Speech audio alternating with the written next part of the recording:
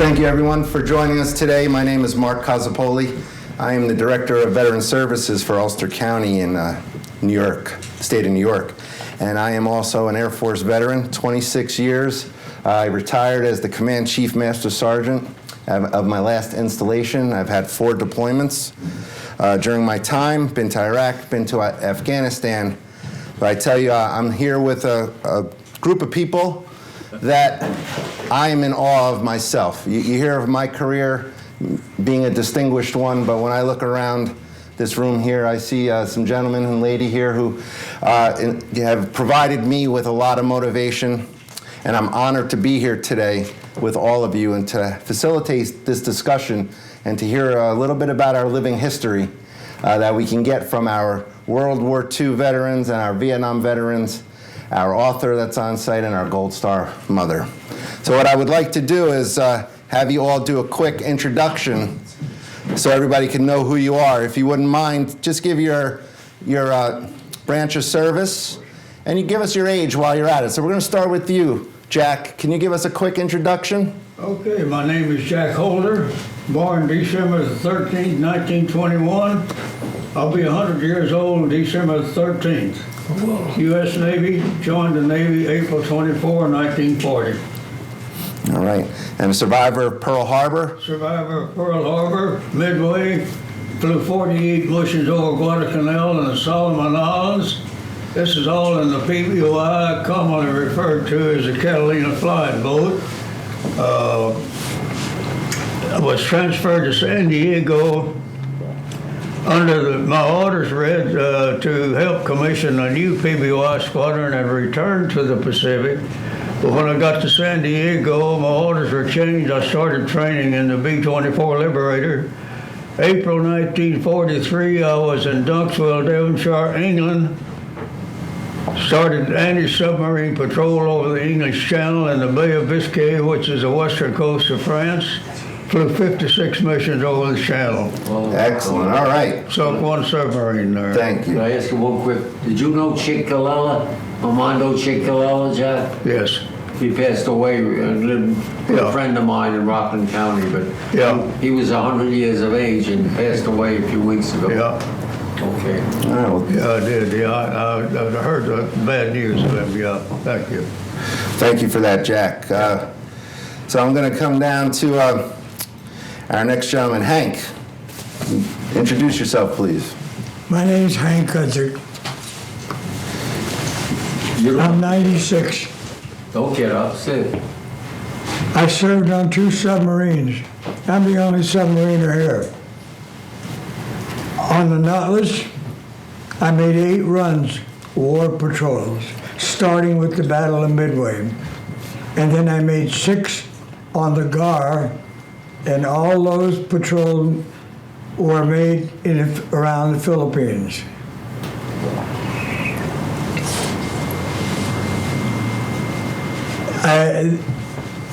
Midway was in June of 1942-43. We were sent to northeast of Midway. Nimitz said he thought that it was very likely that the attack is going to be Midway. They managed to decipher the Japanese code. We sank the 4th Japanese carrier. They had 4, we had 4. We lost 1. They lost them all. The Soryu was the last one we got. I detected the smoke. Every so many minutes, you got to do 360 with your periscope, just in case if you surface and you don't want any surprises. I spotted the smoke when it was my time on the scope. I spotted smoke, black smoke on the horizon. Soon the executive officer and the captain came up to the conning tower where I was on a wheel, and they they verified that you couldn't tell whether it was us or them. The captain says, we have to surface and go as fast as we can until we get a silhouette. Now, it's going to be them or us. Before we shoot, we want to be. It was determined by the skipper on the ID books that it was the fourth carrier, Soryu, S-O-R-Y-U. And to get there, we had to get on the surface. A submarine is like any other ship. We can sail on top of the blue water and we can sink ourselves. And hopefully they will get back up again. That's not an iffy. We got to where the carrier was. Now the captain's name is Brockman, Bull Brockman. The executive officer is Ozzie Lynch.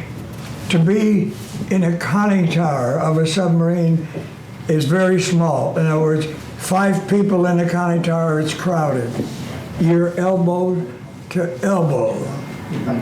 Aruga is dive, and 3 arugas is surface if you can.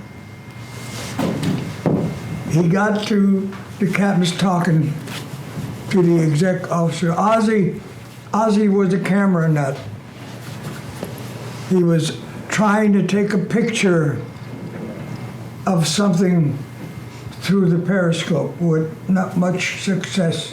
It wasn't easy because the eyepieces were rubber and Captain to Ozzie, what's our range supposed to be? We don't have a book that tells us what to do.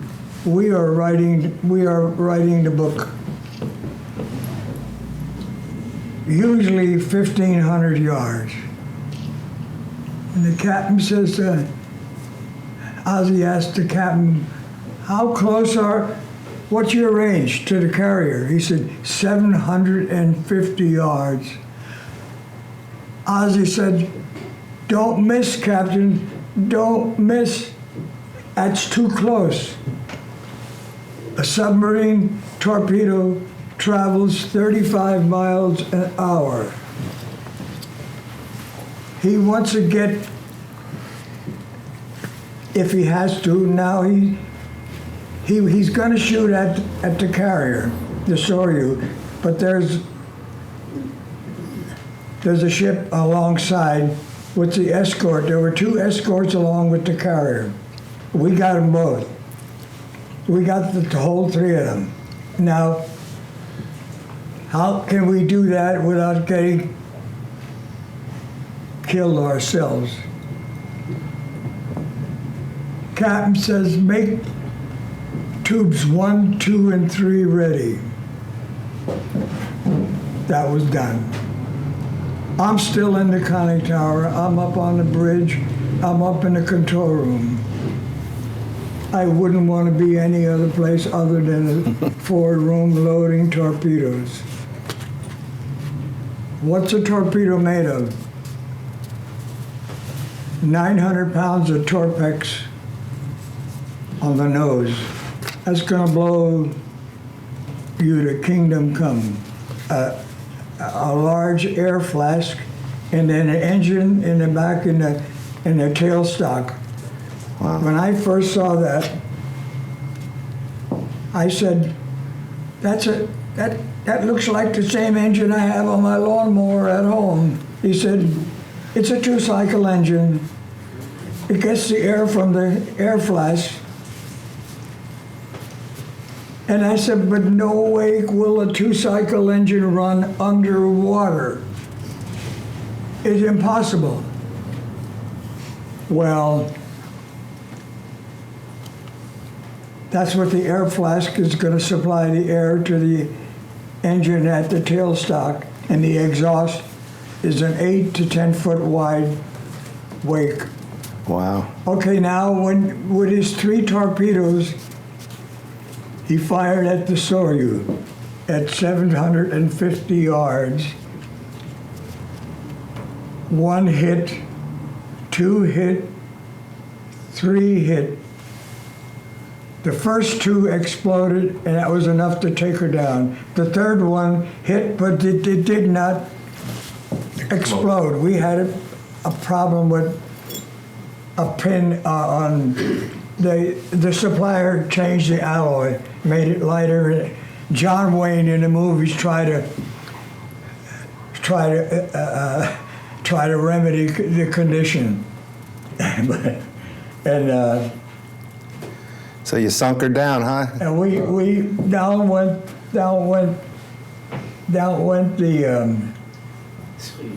the Soryu, and now we had her escort. She had 2 of them to take care of the first one. And again, the skipper says, Ozzy, I only need 1 torpedo to get him, but I have to have him in the right position because I'm so close. If I miss with my torpedo, it's our last torpedo we're going to fire. Did you get Ozzy him? said again, Captain, don't miss. The way I'm going to get him to turn, the way I want him to be, is I'm going to let him see our periscope. Wow. And Ozzy didn't like this. The captain says, when he sees my scope, he's going to turn, but at 750 yards, he can't get away from my torpedo going 35 miles an hour. I'm going to hit him in the bow. I'm going to hit him in the side, and that's what I want. That's exactly what happened. And all the time, his buddy is looking at what's going on, and he decides to come and get us. But we managed to stay out of his range. Good. Until the next day. A few hours passed. When we surfaced again, Ozzy, he's still there waiting for us. I'm going to give him the same treatment I gave his buddy yesterday. If it worked then, maybe it'll work again. Just don't miss. Just don't miss. Captain, don't miss. Now I said, Ozzy was a camera nut. He was trying that. The skipper wanted 1 torpedo ready, and that was ready.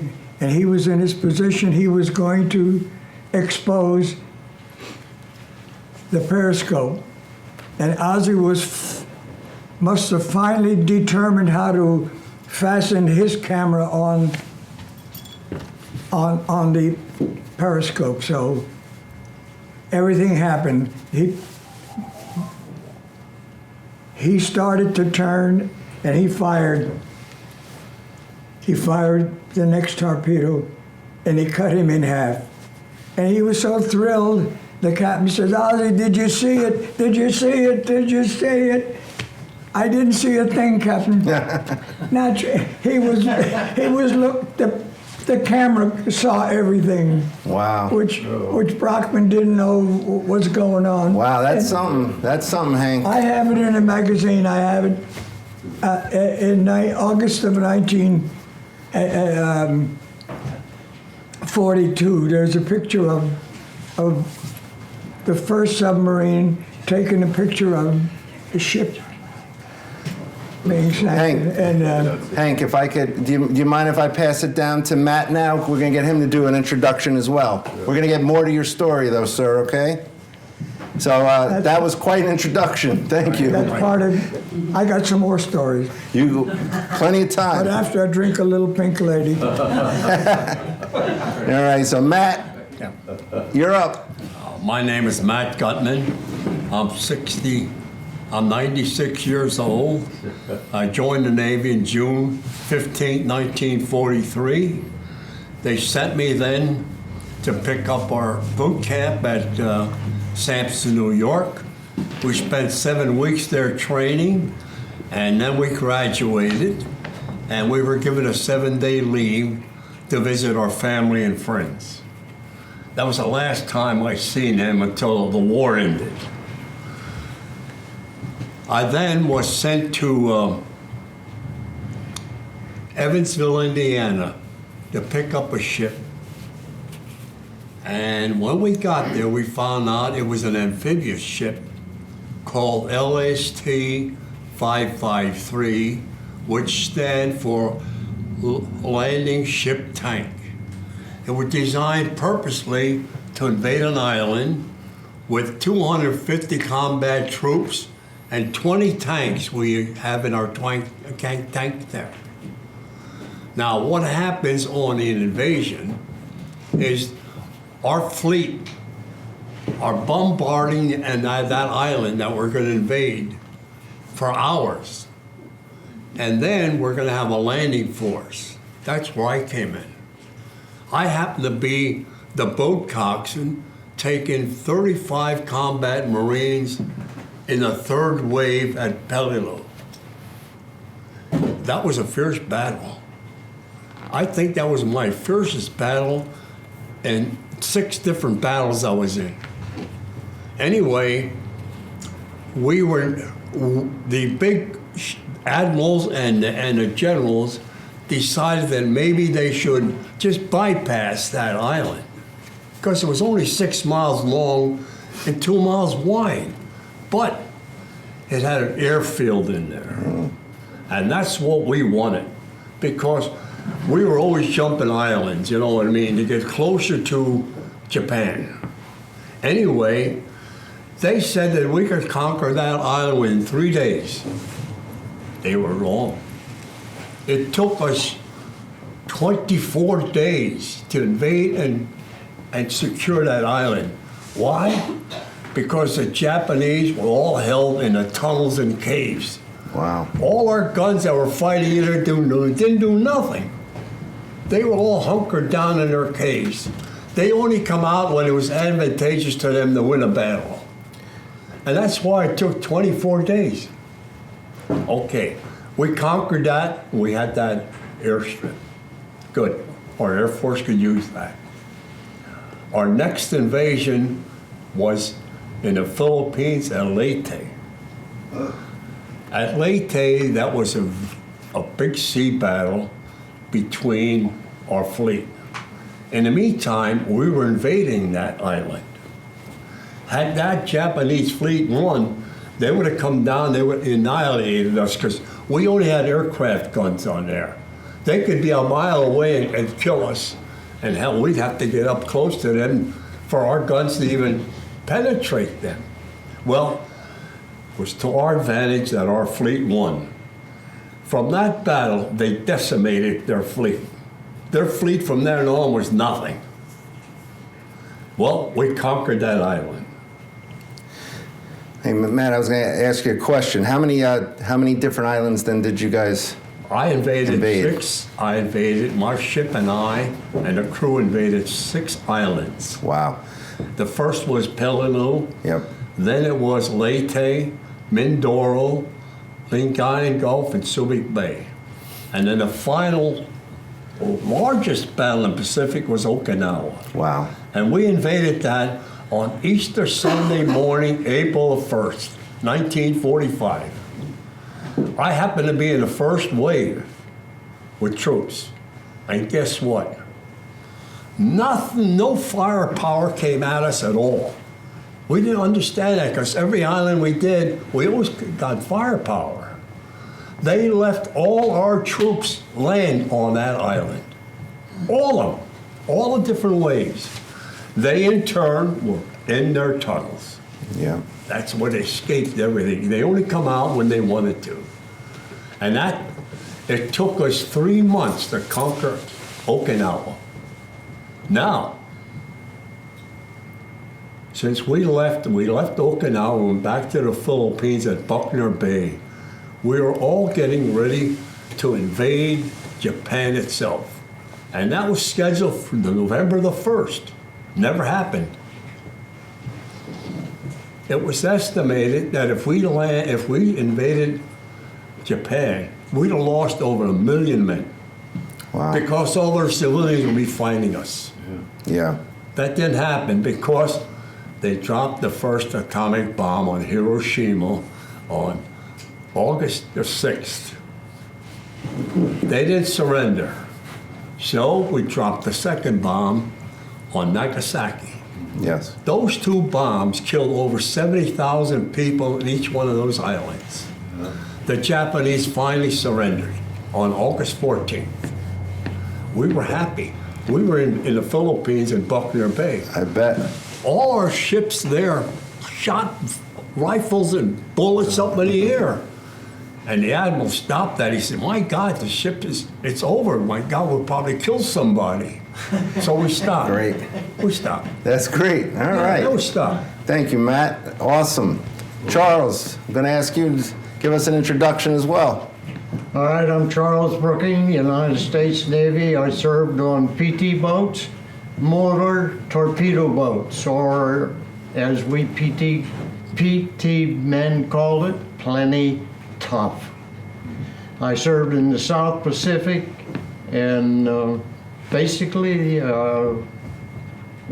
hopped around from island to island, and my duty was gunner's mate, twin 50 caliber machine guns. That's about all I could. And you said you were a 50 cal gunner, right, on the torpedo Yes, boat? 50 caliber. Excellent. All right, so we're going to come to my right here. We'll start with Susan. Please introduce yourself and why you're here.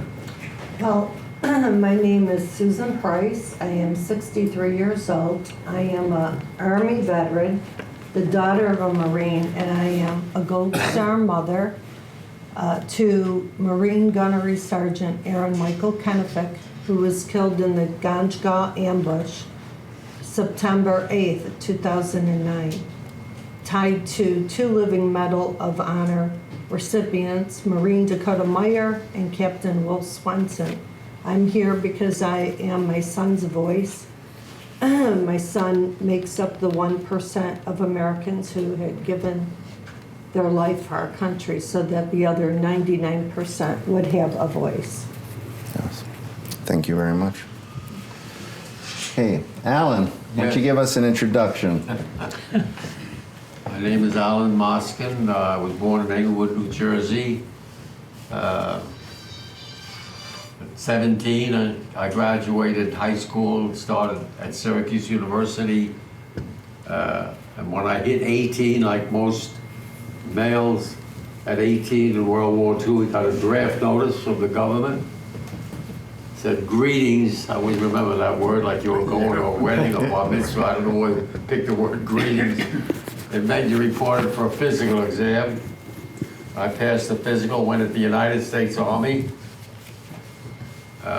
Went down to Camp Blanding, the northern part of Florida, for 3+ months of infantry basic training. Like most of the northern boys, I never had a gun in my hand before. The southern boys were brought up hunting and fishing, but we had to learn how to shoot an M1 rifle, which was my baby in combat. Machine gun, a BAR, Browning automatic, learning. Basic training was learning how to kill or be killed, how to survive in combat. I can't make it any easier than that. Shipped overseas over the Atlantic Ocean, Liberty ship convoy. Those Liberty ships were not meant to be on the ocean, I can tell you that. They were bunted all around for close to 2 weeks. Every guy was on all fours going for both ends. I tell you, it wasn't pretty. Landed in Liverpool, England. Went across the channel into France.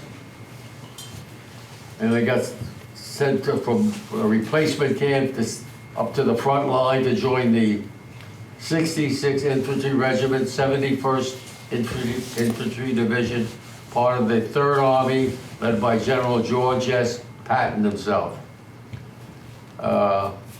Our outfit fought in combat in the Rhineland campaign, the Central European campaign, and various places in in France and Germany and Austria, right up in the front lines. I was probably one of the second youngest, I think, in my whole division, still only 18. I lost a lot of buddies in every one of the battles against the Nazis that hit the youth and the Waffen-SS.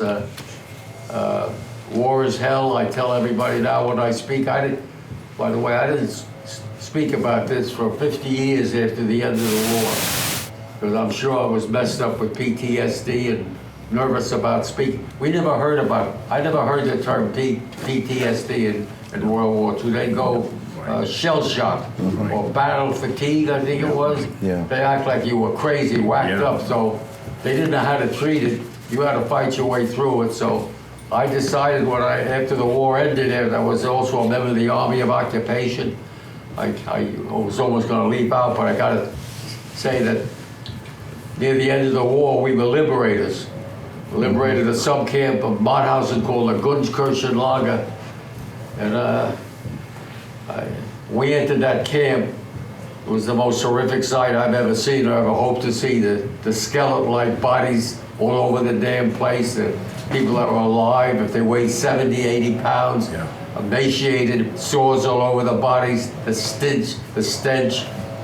It's a sight you can never forget. I mean, every time I talk about it, I get the picture back of those poor souls, as my lieutenant kept saying. Oh my God, he said, look at these poor souls. After I got home,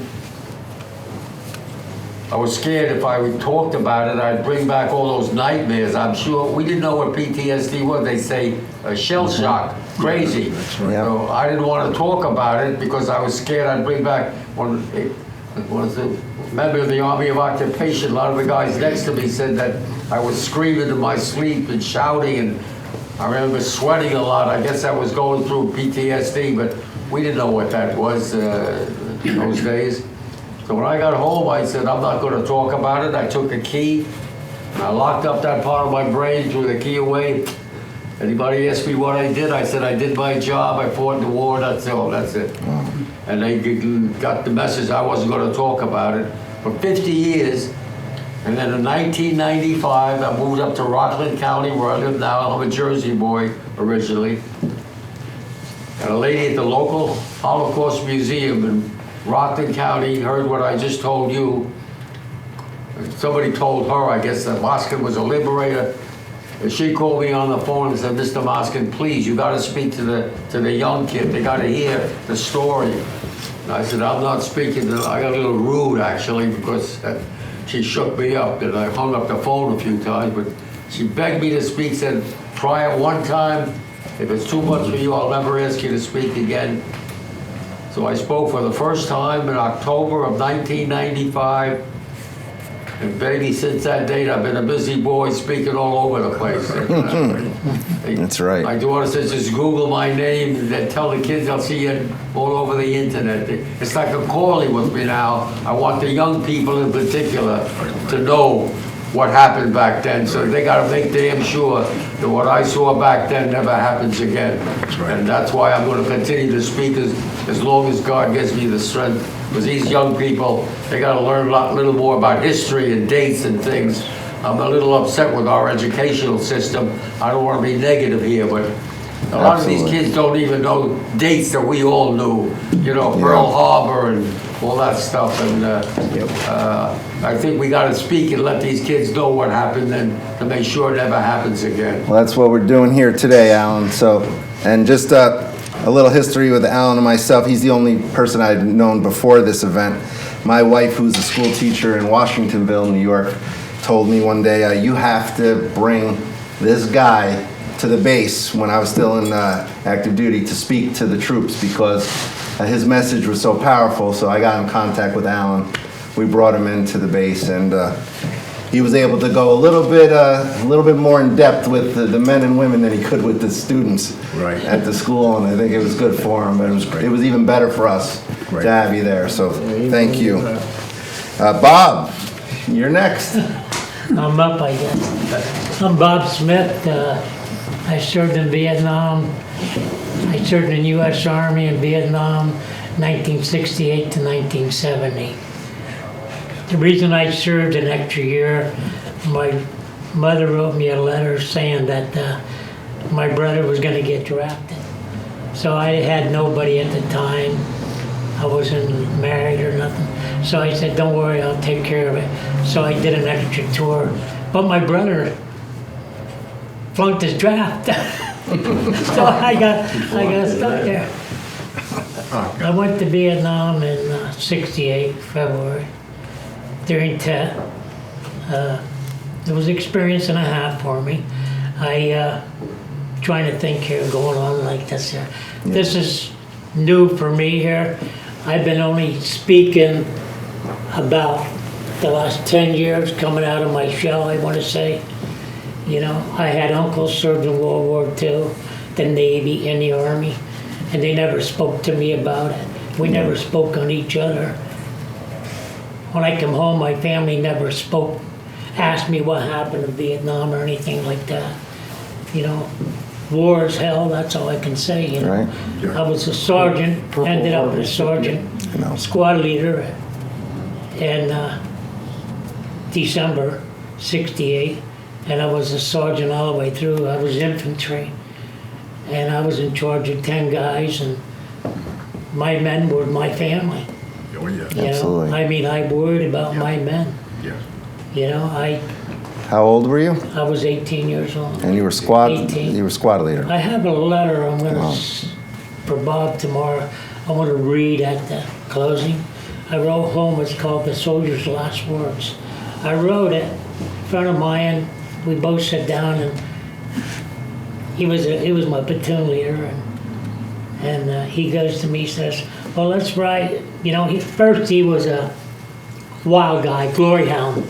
Okay. Yeah. I don't want to get into this right now. No, yeah. But- We can later. Yeah, okay. But that was infantry. I'll leave it go with that till later if you want. I'll tell you what, two Purple Hearts and a Bronze Star with 5 oak leaf clusters. No, Right? 4. 4. Army So you're 5. Convoy. All right. Army Convoy. All right. Yeah, Army Convoy, yeah. Okay. Wow. Unbelievable. All right, and then we're up to you, Carrie. Why don't you Yes, fill us in about yourself? I'm Kerry Rodemoyer. I was born in Bloomsburg in 1947. That makes me around 73 years old. And I finished high school and I wanted to become a pilot. So I went to the Air Force recruiter and he said, go to college, take all the math courses you can dig up before you, and once you come out of college, we'll join you, we'll go right to flight school. Well, I thought, boy, that's a long way to go. So one day I'm walking up Main Street in Bloomsburg, and there's a big sign outside the courthouse where the recruiting offices were. Fly in the Army with a high school diploma. Bingo, I was already qualified. I walked in and signed up right immediately. Got the basic training in Fort Polk, Louisiana. And I flunked my flight physical 3 times. Third time I said, why am I flunking this physical? And they said, you have astigmatism and you can't see well at night. Anyway, that moved me from the front seat into the back seat. I became a crew chief on a UH-1 Huey gunship. And when I first got there, we had 14 rockets, 6 M60 machine guns, 2 on either side and 1 out each door. We later upgraded to 2 miniguns, which are 3,000 round a minute Gatling style guns. And with 2 of them on the ship, we had 6,000 rounds a minute. And that's 100 rounds every second. A couple second bursts, we can put a bullet in every square foot of a football field. So we didn't need to worry about don't miss, don't miss. We'd hit every time. And on top of that, we'd take our, normally a tracer every 5th round, you know, to check where your bullets are going. Well, with our door-mounted machine guns, we use solid tracers. Every bullet was a tracer, and we could walk that wherever we wanted to. Didn't really need to aim, have any sights or anything like that. So I was in the Central Highlands, a very beautiful place. You get up to sometimes 130 during the day, drop to 56 degrees at night, but it felt like 50 below zero. I was in 4 campaigns. Counteroffensive 3, the Tet Offensive, Counteroffensive 4, and counteroffensive 5. So there's 4 stars on my Vietnam badge. Basically, when we got asked about this, you wanted to know about the Tet Offensive. The Tet Offensive was horrible, and we'll go into that a little bit later probably, but the worst for me was Dak To. Dak To was the day I saw a Chinook, one of the double-bladed helicopters, flying in while we were refueling and arming under fire. And I thought, why, this is a bad time to bring ammo in, you know, and being up there. And it turned out, the closer it got, there was arms and legs hanging out of the cargo baskets. That was the only way they could get the dead out of the field, by throwing them in a cargo basket. The 173rd Airborne Brigade, 85% of the men were either killed or wounded. It totally wiped them out. For now, the only other thing is I have a single Purple Heart, wound in my left knee. We were pulling a patrol out. The patrol had already been on the slicks. They were going, and we were just laying down cover fire, and I got hit in the left knee. And for now, I think we can just leave that at that. You have the air medal, right? With Yes, air medal with 8 oak leaf 8 clusters. oak. That's a lot. That of works medal. out, if you work it down, it's around almost 250 combat hours. That's a lot of hours. That's why I don't have a whole lot of photos. Too busy doing other stuff. All right. So we're gonna go over to you next, Lou. Tell us a little bit. You know, I don't have all the experiences you gentlemen have, or you have, but my father was in the infantry in World War II, and he served under General Mark Clark in the 5th Army, and was with Clark when they made their way up Italy toward ultimately capturing Rome. But the reason I think that Bob asked me to come here is, among other things, I am a writer, and I wrote a book called In the Cauldron: Terror, Tension, and the American Ambassador's Struggle to Avoid Pearl Harbor. And that book is the story of Joseph Grew, who was America's ambassador to Japan in Tokyo. And it traces his effort to try to orchestrate an agreement between Japan and the United States to avoid the war he saw coming. And eventually he saw that those efforts were not going to succeed. And then he tried to warn President Roosevelt and Secretary of State Cordell Hull about the war that he thought was very imminent. And in November 1941, only a few weeks before Pearl Harbor, he wrote a telegram to Secretary of State Cordell Hull to warn him that Japan was prepared to launch a suicidal war against the United States, and that armed conflict would come with dangerous and dramatic suddenness. But back in Washington, people thought it would be utterly stupid for Japan to attack the United States, because the United States was so much larger in terms of population and resources. So Grew's warning was given very little credibility. And that's part of the story that is told in my book. And it's your question, weren't they negotiating with our government when Pearl Harbor was bombed? That's a good question, and the story is that the Japanese were negotiating. The Japanese, I think, there were elements in Japan who really wanted to work out some agreement with the United States, but as a practical matter, the United States was not really interested in having an agreement with Japan. Cordell Hull never thought, as a practical matter, there would ever be an agreement with Japan, and he was told by President Roosevelt and the military chiefs when the Japanese representatives came to Washington in April of 1941 to negotiate an agreement. And Roosevelt and the military chiefs told Hull to drag out the conversations with the Japanese as long as possible, in part because in the spring of 1941, America's military capabilities were woefully inadequate. And so Roosevelt and the military chiefs wanted to drag out the conversations with the Japanese to give the United States time to bolster its military capabilities and to avoid a war in the Pacific for which the United States was not prepared.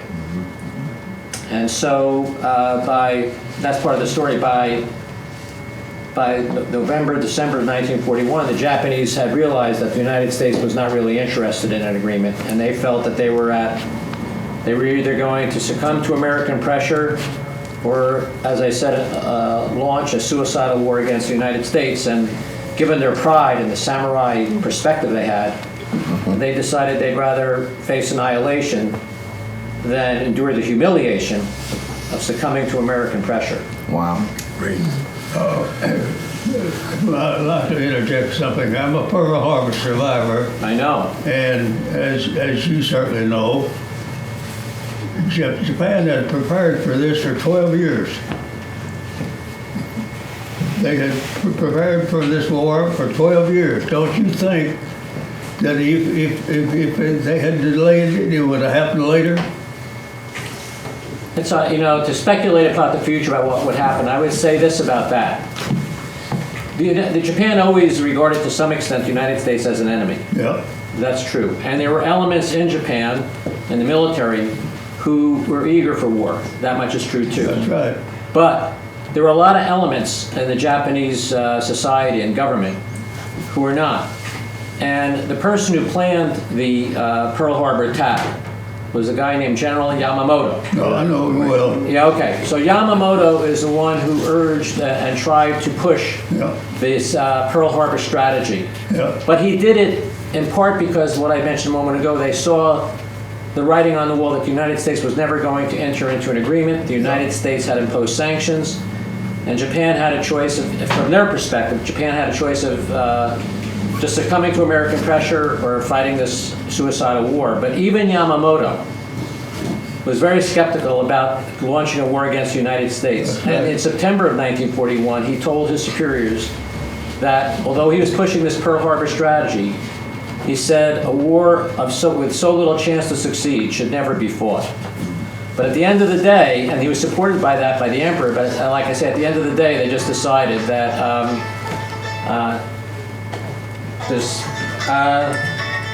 they just decided that it was do or die from their perspective. Either they would turn into a third-rate power. From their perspective, they felt they would turn into a third-rate power if they just did nothing, or they could hopefully strike a blow, and maybe they would have an advantage in the war. But the person, it's interesting to note that Hirohito, who is the emperor, Yeah. he was really, I think, genuinely interested in trying to avoid a war. And when Tojo became prime minister in October 1941, Tojo is well known for being a warmonger, and he was ultimately a war criminal. But in October of 1941, when he first became prime minister, he regarded, as many Japanese did, the emperor as God. And so the emperor was revered. And Hirohito told Tojo to do anything and everything he can to work out some kind of amicable relationship with America. And eventually they persuaded Hirohito that the United States was never going to enter into an agreement with them. And they had this choice of either succumbing to American pressure or launching a war. And so on December 1st, 1941, Hirohito sanctioned the attack at Pearl Harbor. Yeah. Yamamoto was praised, for his victory at Pearl Harbor. And he said, well, it says, I've studied in the United States. He said, it's a great industrial nation. I think we will awaken, sleep and shine. Right. And as well as I do that they had built a replica of Pearl Harbor for the practice zone for 2 years. Every pilot knew exactly what his target was and where it was. Well, I don't think, with all due respect, I don't think it was 2 years. I mean, here, Yamamoto's plan to attack Pearl Harbor was not really approved until the fall of 1941. He was one who was interested in it, but a lot of the people in the Navy and the military, but especially the Navy, were very skeptical, and it took a lot of effort for him to be able to do that. Yeah. But here's an interesting footnote to all that. Yamamoto planning Pearl Harbor is that Yamamoto served as the naval attaché in the Japanese embassy in the United States in the 1920s. And while he was there in the United States, There was a front page article in the New York Times book review section in 1926 about a novel written by an English correspondent whose name was Bywater. And this guy Bywater had written a novel which revolved around a Japanese attack at Pearl Harbor. So, you wonder whether he saw that and piqued his interest. Yeah. So, and I guess the general was right. They did awake a sleeping giant, boy, That's didn't what I was they? going to just say. They sure did. Who said that? Somebody Yeah, said to sleeping giant. Which leader was it? Yamamoto, right? Yeah, he must have, yeah. He did. I remember he that. He woke you guys, let me tell you. I want to touch on He says one you're going to thing. awaken a sleeping giant. Lou. My name is Lou. Lou, we were on our way. That's what people call me when they like me. Okay, Lou. We were on our way from when the war ended in Europe. We were on our way to go to Japan. Uh-huh. And the communication wasn't like today, so we heard that we dropped a bomb on Hiroshima, and we all looked at it. That's got to be a mistake. We don't drop a bomb or something, atomic bomb, and that's not us. I mean, all the guys, my officers and everything else. And then, we heard when they turned us around to go back to Europe. And then we heard about Nagasaki, that we dropped another bomb. And we said, oh, geez. And a lot of the comment, to be honest with you, initially was, we don't do something like that, because they showed the newsreels of those people looking like they were burned, and it really upset us a lot, and said, how the hell? But then as I thought about it, and most of the guys that we discussed this later on, that in retrospect, it ended the war, that Truman had a hell of a decision to make, and it wasn't an easy one, but that war probably, the Japanese were not meant to surrender, and they felt that we'd have to invade the mainland. That would have gone on for who knows what, and how many thousands. So I think in retrospect, my feeling was that maybe it was the right thing to do to probably bring the war to an end. Well, let me, apropos of that, I would say two things, is that, first of all, you're quite right. I think Truman wrestled with that decision. Right. Because of what you just said about the moral perspective of inflicting so much injury on the Japanese population. Right. But again, he ultimately decided, as you say, that it was going to save hundreds of thousands of American lives. Right. And he ultimately decided that that was more, killing Japanese civilians, as abhorrent as that was, it was better than the choice of sacrificing American lives. But here's the other interesting thing. It goes back to the Japanese perspective, which was driving the attack at Pearl Harbor, is that the Japanese, as I say, if they had a choice in 1941, they were saying to themselves, rightly or wrongly, we have a choice. We can either succumb to American pressure, economic pressure, and become a third-rate country, or we can launch a suicidal war against the United States, and who knows, maybe luck will be on our side. And they decided that they would rather face annihilation than suffer the humiliation of succumbing to American pressure. And the only person after Nagasaki, the Japanese military and the government, the civilian government, the Japanese had a strange government, and their military and the civilian parts of the government were not under a unified command except through the emperor. But both the civilian government and the military in Japan, even after Nagasaki, wanted to continue fighting, even though they knew Japan was facing complete ruin. And the only thing that changed things was the emperor. And the emperor said, I am not going to sit here and watch my country be annihilated. And the emperor was the one who took the unusual step of saying, notwithstanding the advice of his government, that we are going to surrender. We were not going to witness the annihilation or destruction of Japan. That was Hirohito? Hirohito, yes. Great. So thank you very much for that. What I'd like to do is just, again, bring everybody back. We're here, Kingston, New York, at the Historical Person Home. Behind us, you see some beautiful artwork by Ray Simon.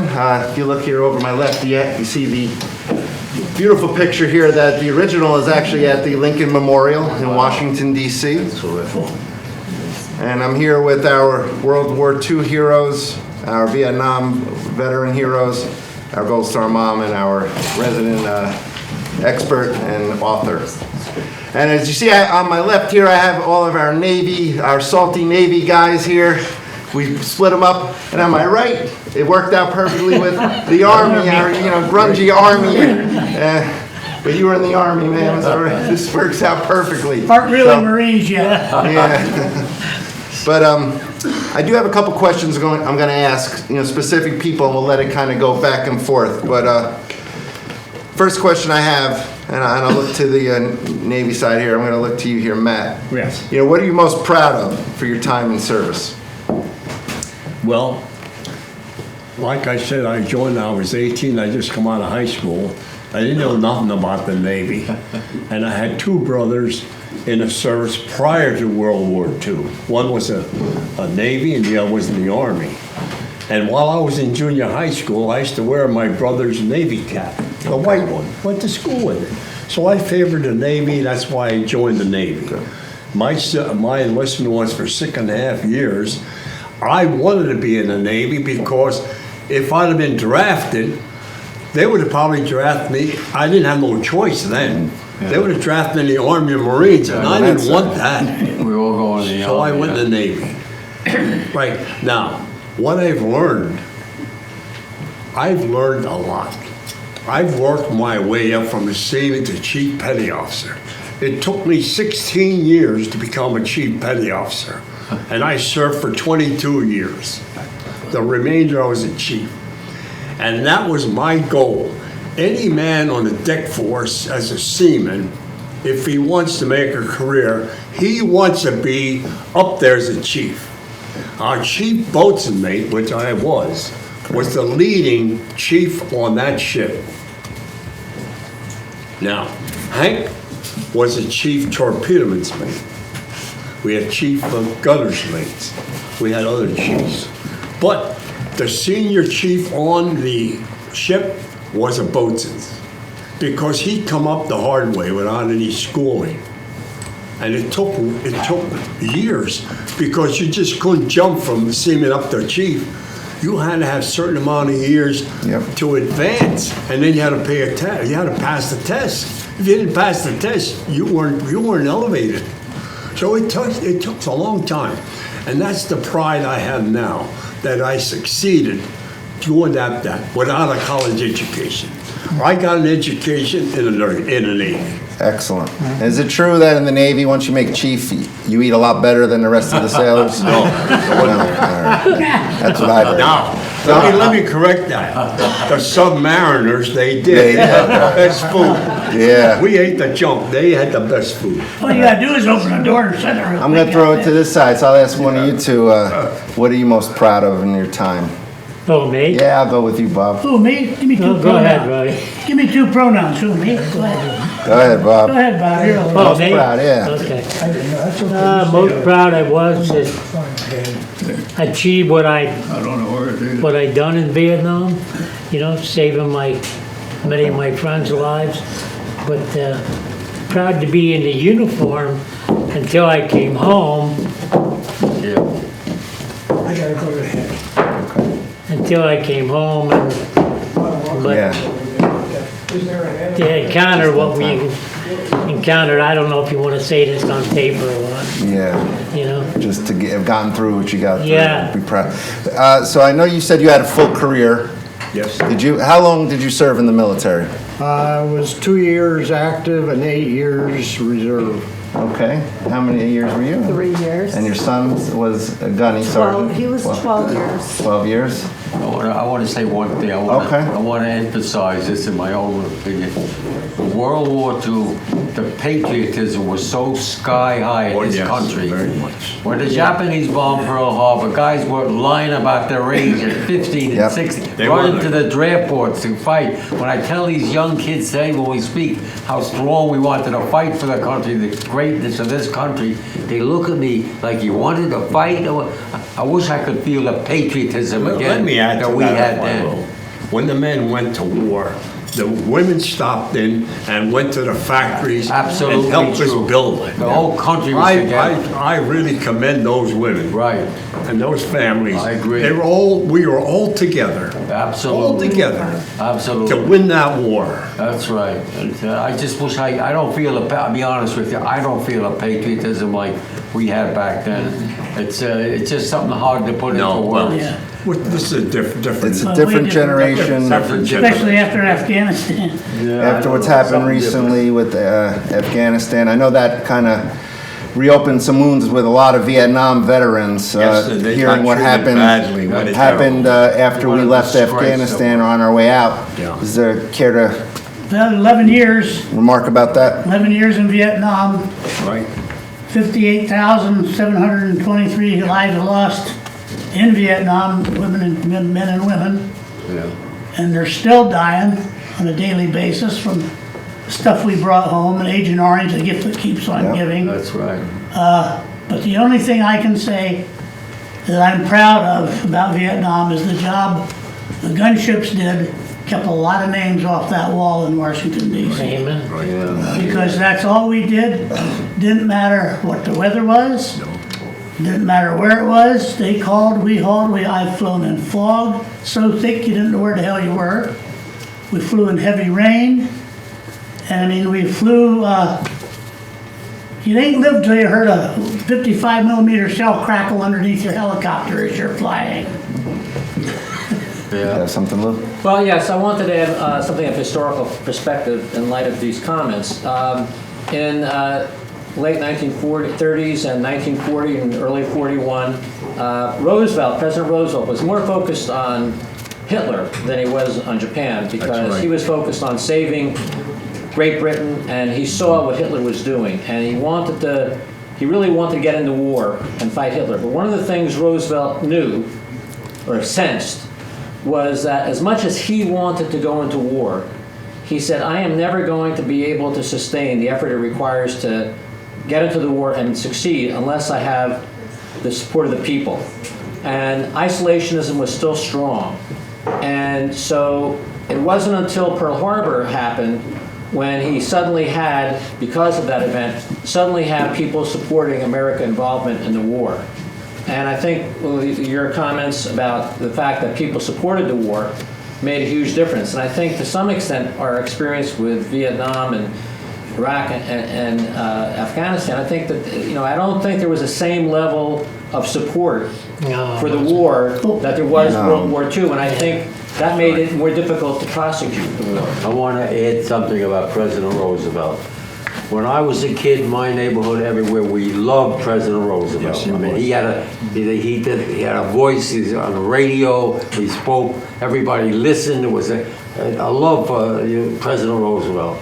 But unfortunately, as I got older, and as a liberator of a concentration camp, I found out that President Roosevelt knew about those concentration camps. It wasn't a secret, and decided that it wasn't a priority. He's got other things to do about the economy, apparently, in the country. And that was a big blow to us, because the millions of people that get slaughtered now, the answer is maybe bomb the railroad tracks leading to Auschwitz, and people would have died, but he'd have saved an awful lot of lives if he took a stronger stance on what was going on in Europe. And a lot of the people in my faith in particular feel that we were disappointed in his attitude about what was going on in the concentration camp. Could I say something? Absolutely. I was 17 when I went in. I Yeah. never had a chance to finish high school, and my father had to sign off for me. That's right. And he took me to Wilkesboro, Pennsylvania, to the recruiting station. I was bound and determined I was going to join the Marine Corps because they were a gung-ho unit Right. as far as I was concerned. Right. But he said, no, he wasn't a military person, but he said to me, son, I want to ask you a question.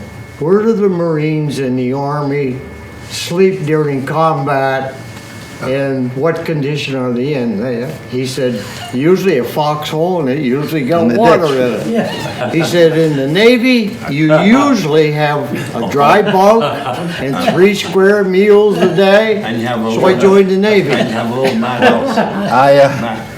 It's very similar to you. I joined the military at 17, and my mother signed me away. I joined the Air Force because I knew we slept in hotels. That's right. Versus ditches or in Let me hot add boxes. something. The Air Force had the best meals of Oh, any. absolutely. Oh, yeah, I got something to say about that. Absolutely. They did. We went to, when we got close to Pleiku, Yeah. I mean, within 100 miles. Right. Close, okay?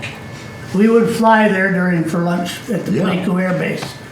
First time there, it was pork, which was the same menu for the Army. Yeah. Army, 2 pork slices about that big, tough as hell. Navy, 4, or Air Force, 4 beauties. Mashed potatoes Right. with good gravy, and I tasted the mashed potatoes. And I said, them buggers are flying real potatoes real. over here and making mashed potatoes out of. They had the best. So, Oh, boy. I asked one of the cooks, I said, where do you guys get your potatoes? He says, we get the same ones you guys get. I said, you're full of crap. I said, we get prepared. these little 3/4 inch pieces of cardboard. They put them in a pot, put some water in and boil them for 2.5, 3 hours. Yeah. And they pull them out and they put them on your plate and they taste like little wet pieces of cardboard. I said, yours taste like mashed potatoes. He said, yes, we do ours in pressure cookers. Oh. And it whips them right back Yeah, into right. little potatoes. So I'm going to ask Jack. Jack, what are you most proud of from your time in service? Well, I can bring out on one point. I want to make one point, add to what the chief said a while ago, though. The military didn't win this war by themselves. The civilian population Yes. Back us up, that back us Help, up. right. played such a great part.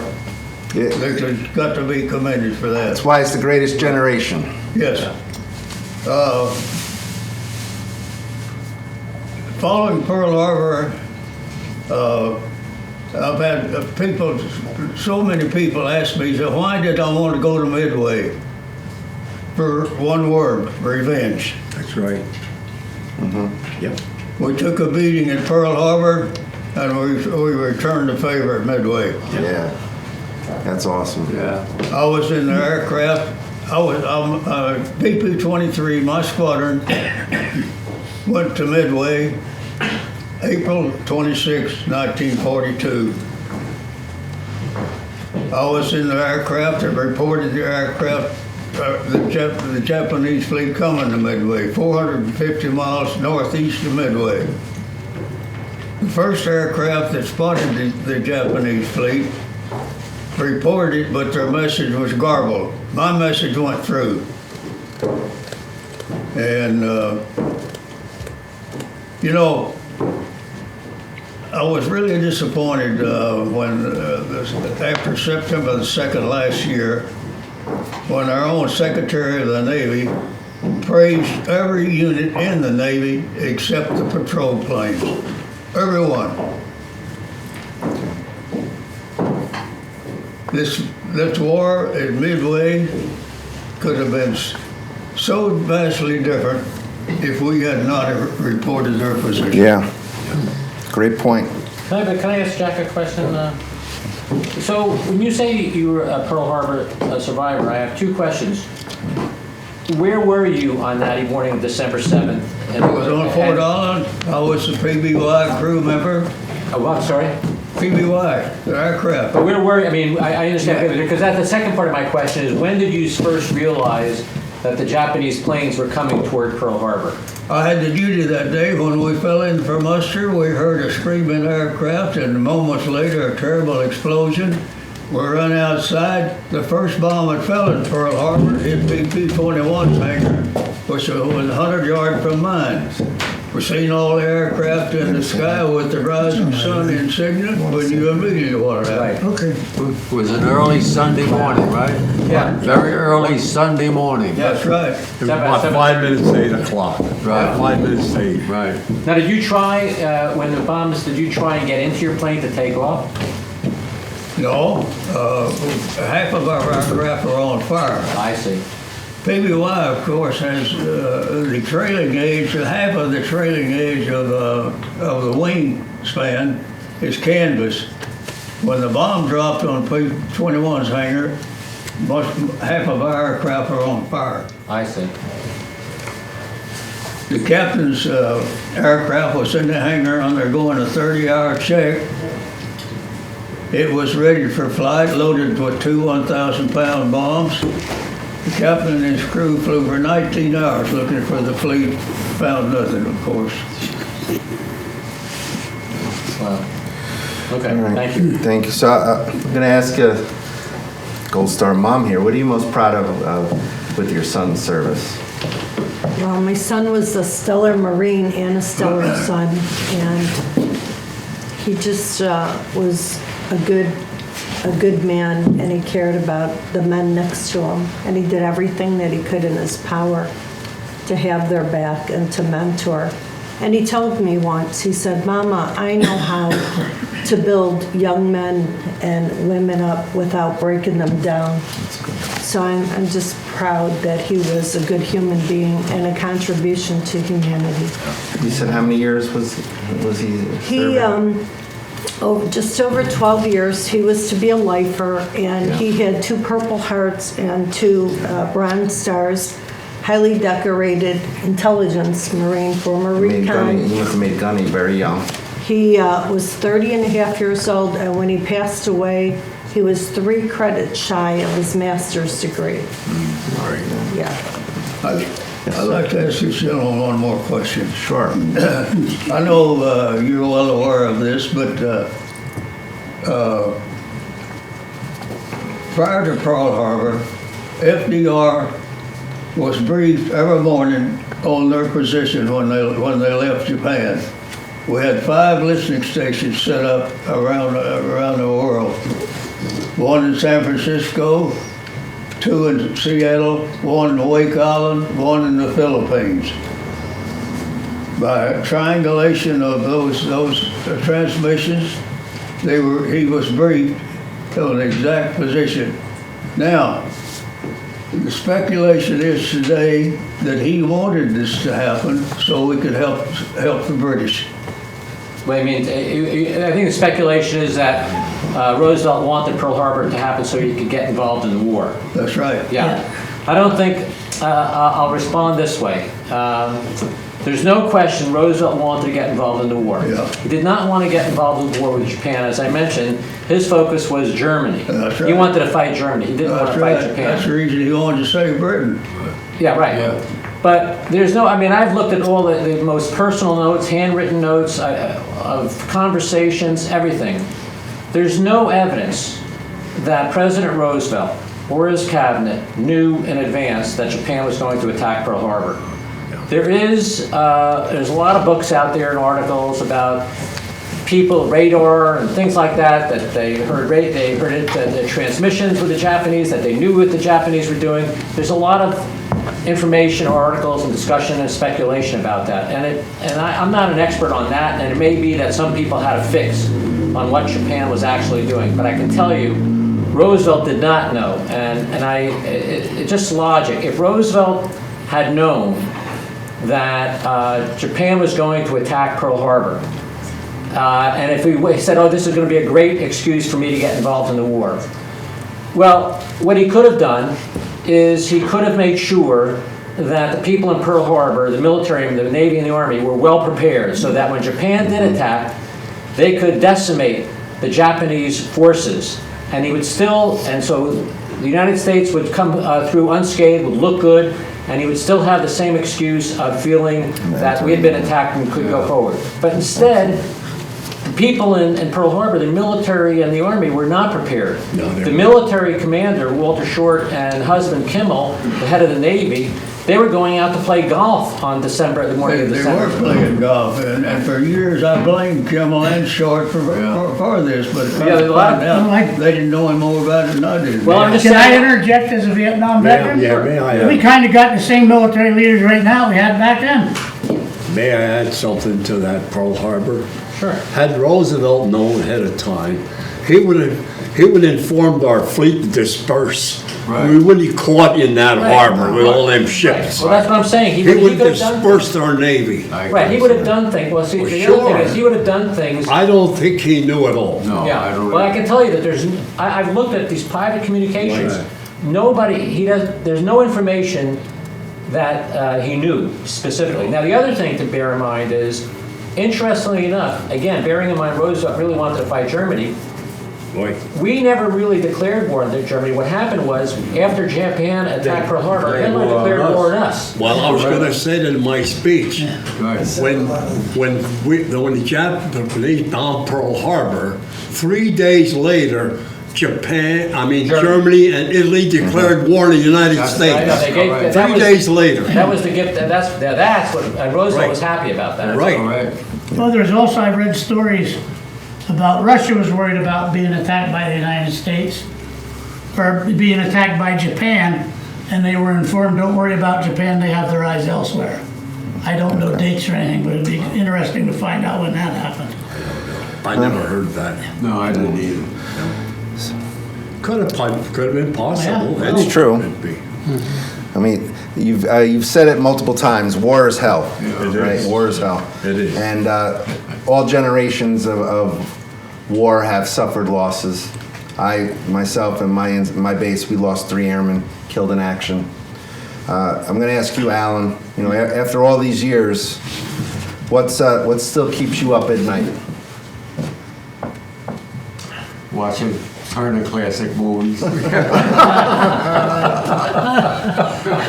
Turner Classic. Okay. You go to bed by 10 o'clock because it's over by Say, that I time. like the old time movies with Yeah. Jimmy Cagney and Humphrey Bogart. And all That suits him. I get hooked on it. Next thing I know, it's 1:32 in the morning. Okay. That's how I answer that question. But listen, All right. I always, as we said here, What was the hardest part then of your time? What is that memory that you just can't shake? I know you know. By listening you did to his touch on wife. it. the hardest, I think I pretty well adjusted after a period of time getting back home and getting back to college and getting to law school, practicing law and getting back into this. You know, I didn't dwell on it after that. I know my mother kept saying a few times that I always say that she saw me, she was a smoker, unfortunately, got up during the night to smoke. And she saw me in the kitchen, always with the refrigerator door open, staring inside. I don't remember that, but apparently, maybe I was looking for food. I don't know what I was doing. You never saw a refrigerator in combat, so. Right, no. So there's few odd things she said that I did that she was a little nervous about. And I guess I also shouted out the first year, so some names of buddies, and I don't remember that, but you know, it dissipated after a period of time like anything else. And when I got back to college and law school, being immersed in books and Oh, studying. then you had to. I You had didn't other have time. interests. You had other interests. That's then. right, my mind got off into other things. I think you have to get your mind Right. working on other things. And I do that today too by trying to get out and talk to veterans and veteran organizations. And Great. I always say when you get older, don't sit around the house all day long. No. I don't care Do what something. you do. Meals on Wheels, that's a good organization. My father, when I caught him watching standing, he says, "What are you standing for? Go do something." So I'm gonna, Even if it's wrong. yeah, I'm gonna ask Even if it's wrong. Bob. This might be hard, but I'm gonna ask you the same question. You know, what is it that keeps you up at night from your time? I have a lot of flashback nightmares of, You still do? yeah. Is that right? I take medication for it, I'll be honest, but I'm diagnosed 80% PTSD Yeah. Right. through the military. You got a group that meets? Yeah, every 2 weeks. But the worst thing keeps me up is I was gonna share. I never shared this before to nobody. It was a 4-day firefight in Vietnam. Oh, man. 4 days, and I don't remember sleeping at all in them days. But a lot happened in that 4 days. I was going to tell Bob tomorrow, share this if he wanted to, you know. You know, I'd seen a lot of stuff in 2 years' time. You know, I wasn't in the back. The only time I had hot meals was in the hospital. I was in the hospital for 2.5 months. Yeah. And with my wounds, my first time, and I went to Cameron Bay. After 2.5 months, you know, I went back out in the field. They said light duty. I was point man. Yeah. But, Light duty, that was light duty. oh man, He took but point. I'm no better than nobody else. It's just the way the cards fell. Medals don't mean nothing to me. Right. You know, I feel my brothers that paid the sacrifice should have got them medals, not me. I'm nobody special. I'm just a soldier doing my job. That's why you're special. We're survivors, we're not heroes. That's right. Can I say something? Heroes have the white crosses. When I was on duty in the Navy, I never thought about medals. We didn't think about medals. We were too darn engaged in fighting a war. Yeah. We didn't know about medals. When I came home and I got my DD 214, it told me on there what medals I was entitled to. I didn't even know that Yeah. until I read it. You know? Well, you know, So I never worried about I medals. want to True. share something with you, World War II guys. Yeah. When I was in Nam, Can I say something? yeah, go ahead. Jack and I and another individual were Hollywood movie stars. Oh, yeah? All right. How much Well, money they- you make? The movie Midway wanted us, 'cause we were What? there. We were invited to Hollywood to see the premiere of the movie. Yeah, well, Excuse me, go ahead now. we were there, and at the red carpet treatment, we got that. As a matter of fact, every affair that I was involved in, they made a movie of. My submarine was extra large. The next one,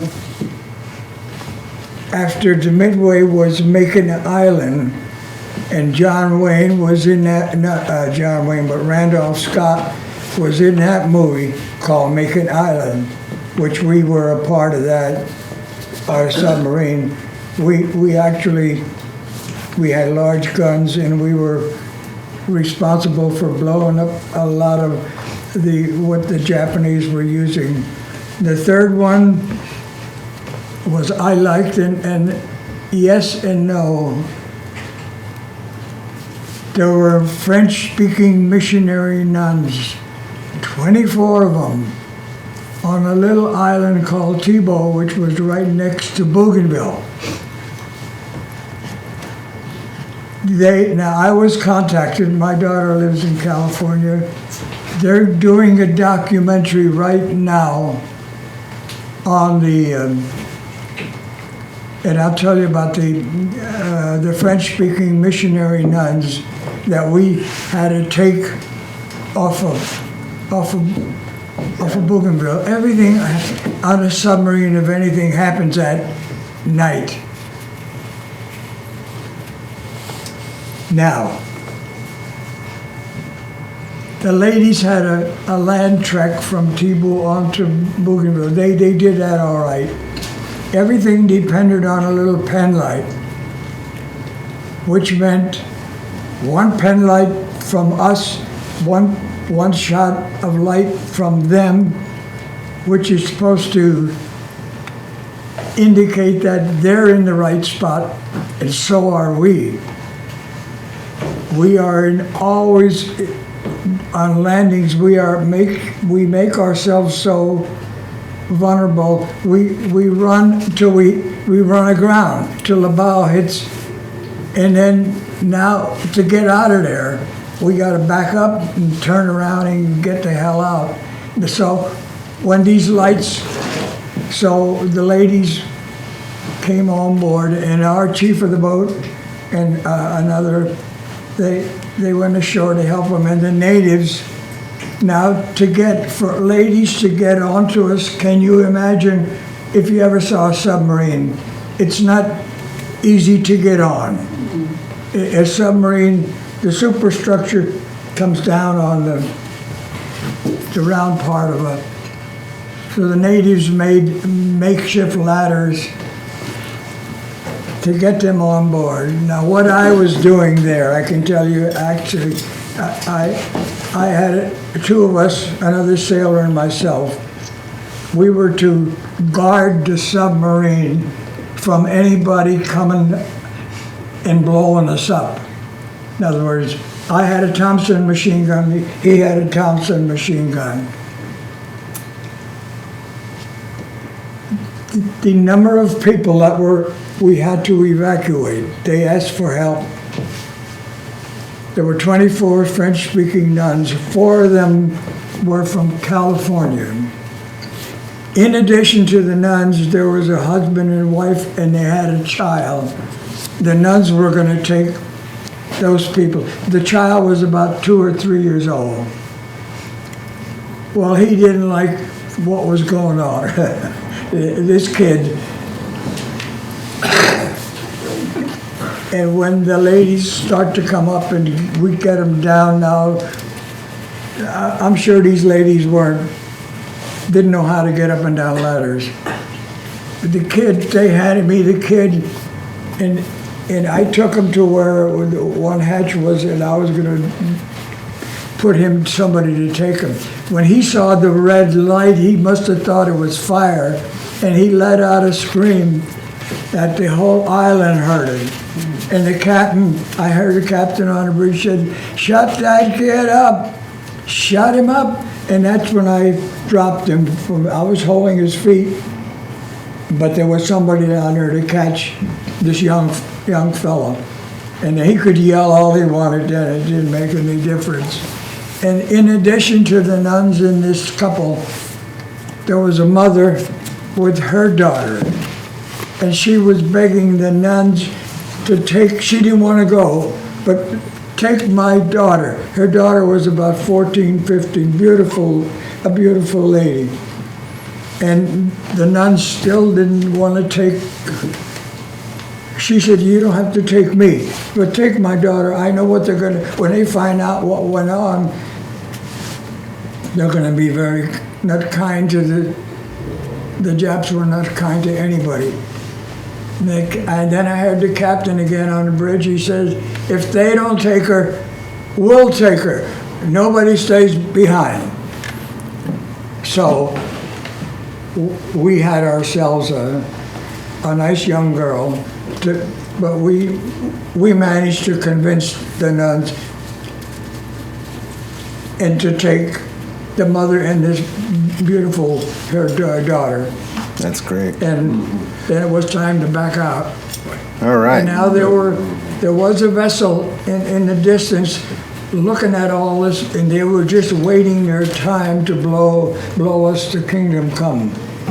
So we started to back out, and when they saw, our guns we had 6-inch guns, and when they were deployed and they saw them, they didn't want any part of the scrape to get in with us, so we quickly turned around and got out of there.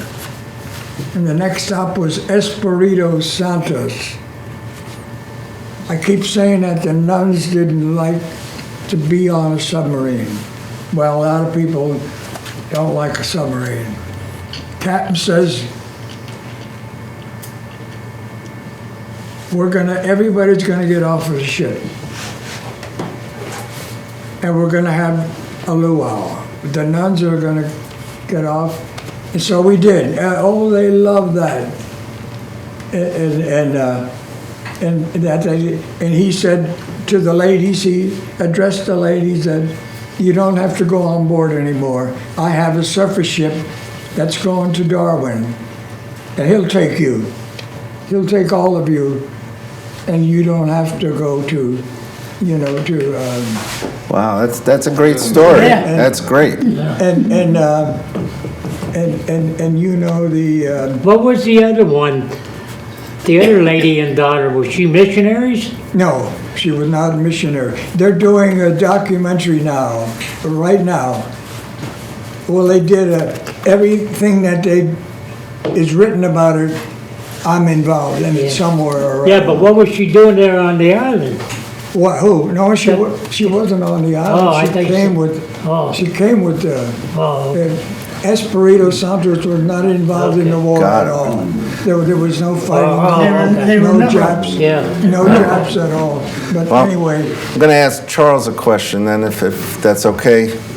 Charles, I want to bring it to you to ask you, what keeps you up at night, after your time at war? Any dreams? Thinking back of some things that happened, Yeah. and I get awake at night, and What brings me up? Chris will come over, and she said, "What's the matter?" I don't know. I just let out a scream. The Sullivan brings me, the Sullivan. The Sullivan brothers. Mom lost 5 boys. That's right. Yeah. I lost a good friend, one of the Marines. We made, well, he wanted to operate everything I was operating. And he had it, his time was to go ashore at Tarawa. Yeah. And when they brought him on board, I happened to be underneath there where I didn't see any blood, but I felt the stickiness. We put him in the wardroom, turned him over.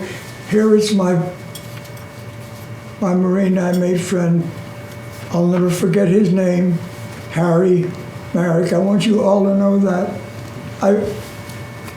I feel so sad for her.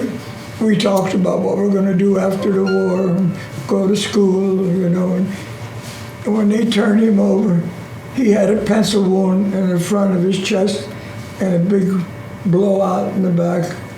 When I went to he was in the captain's bunk, and I came to see him, and the pharmacist made Doc Potts. He said, "Hank, Harry didn't make it. He just died. He died a few minutes ago." Not only that, I was one of them that buried Harry. A submarine doesn't have things to bury somebody. You Yeah, know, you had some, Yeah. how long ago was that? That was at, well, that was at Tarawa, and he's buried at the Marianas Trench. Well, the point that I want to make on that is over 70 years ago. Oh, And Dick Donald, a great friend of ours that's gone, it's the same way, 70 years since it happened, and every time they repeat it, they well up with tears. That's PTS. Yeah. It's post-traumatic stress. It's no longer a disorder because it is a natural reaction to trauma that the body reacts to when the trauma occurs. But that's everything, I don't care, it never leaves you. You learn how to live with it. And Sometimes it's it not a slips weakness, in. and it's not a weakness. Right, sometimes it slips in no matter how hard you try. I was being awakened at night by the dream the day I was wounded. I went through months of therapy that I can talk about it. I still have the dream once in a while. It doesn't wake me up. And I still have other dreams that are still bad, but they aren't bad enough to the point that I need to get therapy for them. I think one of the worst things that I recall is the fact when refueling one of the boats, we refueled the 55-gallon drums with a hand crank. Right. And we carried 3,000 gallons. Can you imagine Yeah. Pumping them out. all that? And the physically. natives had a habit of smoking. Oh, yeah. And now one of the boats across the bay, just a short span from where we were, boom, she went up all of a sudden like that. And one of the sailors that I knew was in the water. And PT boats, you can reach down, and Right. I reached down to help him out of the water, and I took a hold of his arms up here, and I pulled the skin right off his arm. I think we could all talk about that. Yeah, I lost a best friend 76 years ago. He had his leg blown off, and I'm holding him. And my sergeant said, "College boy," that was my nickname. You can't stay back with the wounded to get your ass forward. To leave your best friend die in a filthy hole in Germany, you don't get over that at any time. And I went through a lot. Originally, I don't think about it all the time now. It's 76 years ago, but we can all relate to losing in combat, losing a close friend, and you want to do something, and the orders are you got to let the medics do their job, get forward.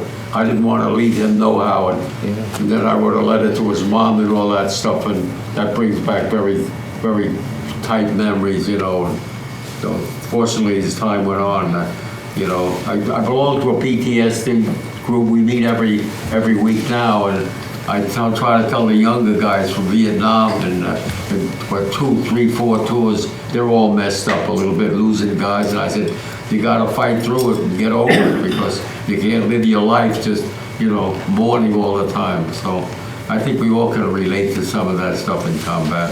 If I may add to what you said about fuel, I remember when I was on watch up in the wheelhouse, as the boatsman made the watch, I had to blow that boatswain's pipe and pass the word that the smoking lamp is out.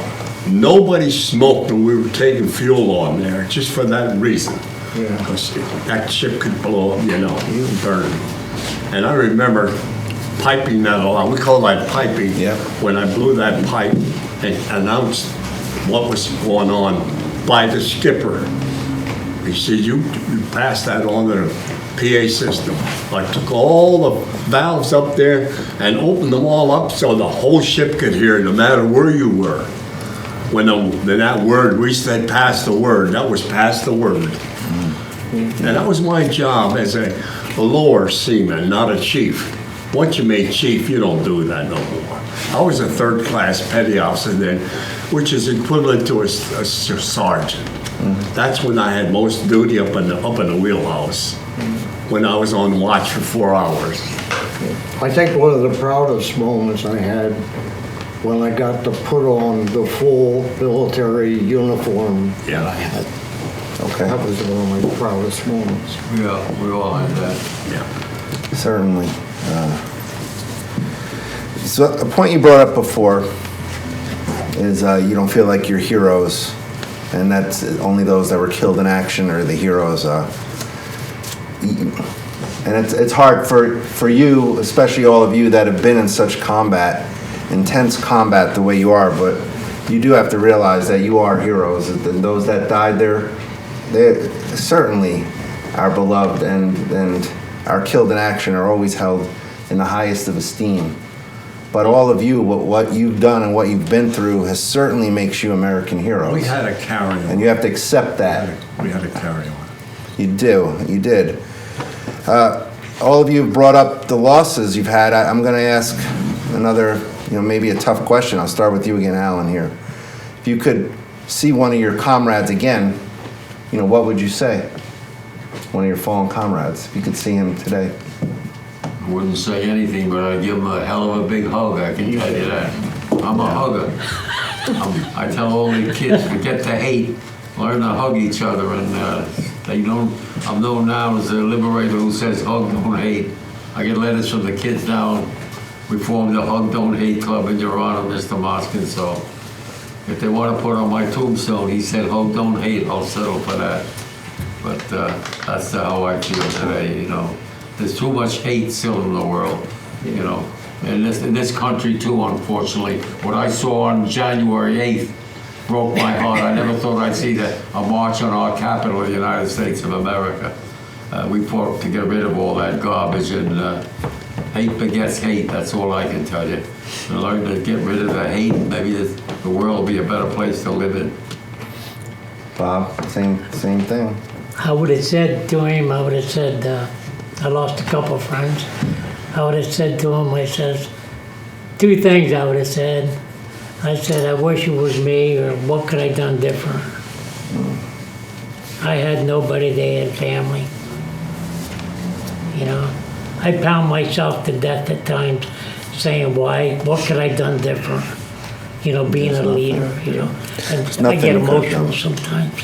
We all do, yeah.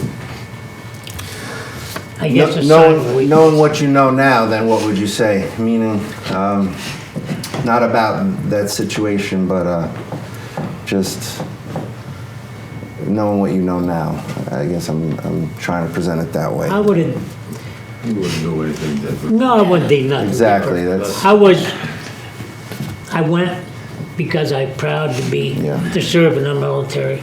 I wanted to do something. I wanted to be a part of my family, you know, I wanted to be a lifer. That's what I wanted to do, but unfortunately, the cards didn't come that way, you know. Vietnam broke me, you know. But you can't change anything.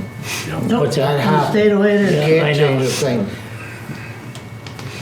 No. What they try to tell me is accept things the way they were, and that'll help heal.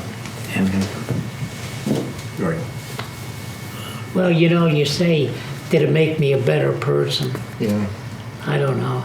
You know, I say yes, and, you know, I look at what I achieved since I come home, and I said, what would they have done if they were in my place? So now I help, what I do for therapy for myself, I help veterans. Any veteran I see, I reach out to help them, That's it. because that's my survival thing. I have to help a veteran. My wife gets mad at me, says, why are you always helping a veteran? You don't Because understand. nobody knows veterans like Yeah. other veterans. That's right. We all can relate. You know. But during World War II, in Vietnam, I go and say this before, when I was going my second tour, I'm saying to myself, I don't know if I can make this second tour. Then I thought of you guys, World War II, how would they do it? What did they feel like? I had to keep pushing myself, you know. Well, I thought about you I guys. tell you what I felt like. Going through all these invasions, I felt like I would never see home again. And I accepted that. And it turned around the other way around. Yeah. Here I am. By the grace of God, I'm here. Well, you're an admiral now. Yeah, you're an admiral. I made you an admiral, yeah. You look it anyway. I'm just a cheap petty officer. Retired. Retired. Retired and retired. Jack, do you have any regrets from your time in service? Oh, well, a lot of them, I guess. A lot of regrets, you Yeah. have a lot of regrets. Well, when I joined the Navy, I was a 20-year man. But I messed around and got married. That was my first mistake. And, later on, I wanted to stay in the Navy, but she wanted me to get out. That was my second mistake.